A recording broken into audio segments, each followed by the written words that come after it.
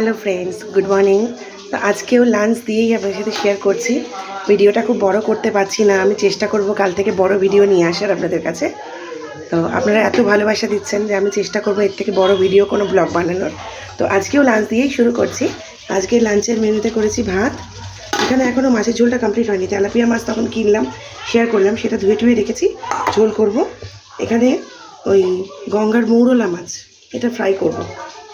আর এখানে আলু দিয়ে পেঁয়াজ দিয়ে ওই মাছটা ঝোল করবো বলে রেখেছি।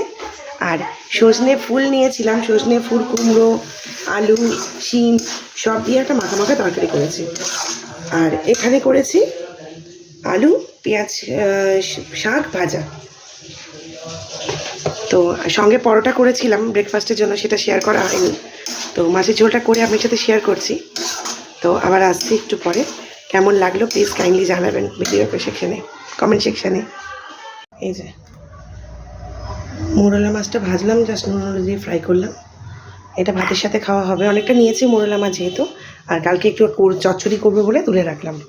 আর এদিকে বসিয়েছি মাছের ঝোলটা, সেটাও শেয়ার করছি। এই যে জিরে বাটা, পেঁয়াজ, টমেটো দিয়ে তেলাপিয়া মাছের ঝোল। নামাবার সময় একটু দারচিনি বেটে পেস্ট করে মিশিয়ে দিয়েছে। এই আজকে রান্নার মেনু,